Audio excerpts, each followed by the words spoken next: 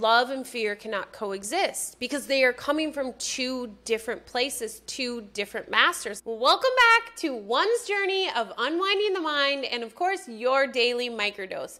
Now tune in to the latest episode of One's Journey. Today I want to talk about the concept of, can we be on the road to enlightenment and chasing money? First off, I want to broaden that statement to, can we be on the road to enlightenment and chase anything else? I want to start by reading you a verse from the Bible. So Matthew 6:24 through 6:26. No one can serve two masters, for either he will hate the one and love the other, or he will be devoted to the one and despise the other. What does that say? Before we dive even deeper, I want to read to you something from the book of Thomas as well. Jesus says, "It is not possible for a man to ride two horses, nor to draw two bows. And it is not possible for a servant to serve two masters. Otherwise he will honor the one, and the other will treat him harshly." There are two different places in which this message is provided to us, that we cannot serve two masters. We cannot be seeking in two directions. And if we think of this illusion as having the master of the ego, because the ego created it, and then outside of the illusion, the master being God, and remind you, I'm using these terms because that's what was used in the book of Thomas in the Bible. Today, I wouldn't necessarily say master, but higher power or creator or something along those lines. But essentially, we always talk about, when we are focusing on the ego belief system, which would be anything in this illusion, then we are not coming from a place of Holy Spirit. We are not coming from the place of the dreamer of the dream. So back to the question at the beginning of why we're having this video is, can I be on the path to enlightenment and chasing money? My belief would be no, you can't. That is serving two masters. So the key concept here is, because you're probably all like, what? I got to be a broke ass, Ashley? No, not at all. But if you listen to the words I stated chasing money. What does chasing mean? Chasing means that you are seeking something. You are seeking it for your salvation. Otherwise, you wouldn't chase it. You wouldn't chase something that you didn't think you needed in order for X, Y, or Z. If a cat ran by, you wouldn't go chase it unless it was your neighbor's cat or someone's cat you knew that you were trying to catch it, right? You didn't have a reason to need that cat, to need that money. Therefore, you are seeking your salvation in it, meaning you are making it real.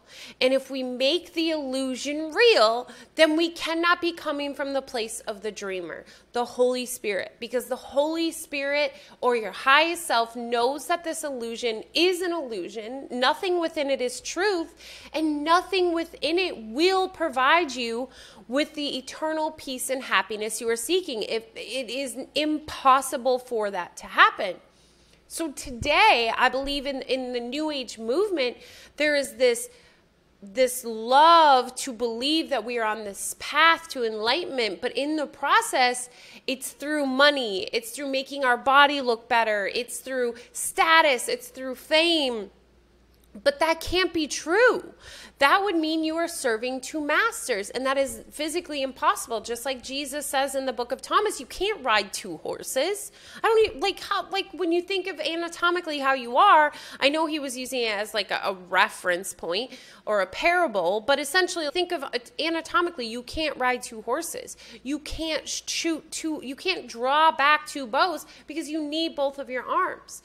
Well, the same goes to serving a master. We always talk about how love and fear cannot coexist because they are coming from two different places, two different masters, like this is speaking. I'm not saying that you can't be on the spiritual path and have money. I'm not saying you can't be on a spiritual path and have a healthy body. But what I'm saying is, it doesn't matter. It doesn't impact your spiritual path. You know your spirituality is not contained in that. You know your happiness and peace is not contained in that. And you know that your sick body is just as spiritual as your healthy body, because neither body, it's both an illusion. They both do not exist. Therefore, with money as well, you know if you are a broke-ass bitch on the corner, it is the same as if you were a multi-billionaire on Rodeo Drive. It does not impact your spirituality. It does not impact your happiness and peace, because what we have learned, if you've listened to any of my videos, is your happiness and peace is found within. And it is found from realizing that this illusion is an illusion and it doesn't hold weight on you. Again, the question, can you be on the road to enlightenment and chasing money?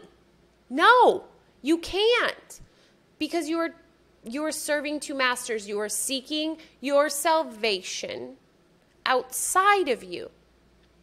So I caution you, when you start to hear yourself say those statements, when? I will be more spiritual when? I will be more this when? Because that's, again, seeking that accomplishment outside of you when you already are. You're wholly abundant who you are right this second. You just can't remember. And maybe some of you are watching are remembering, and you're like, yeah, Ashley.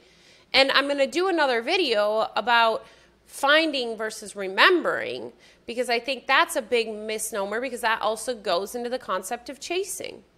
Anything that is true abundance does not need to be chased, because it's not outside of you. You already contain all of it.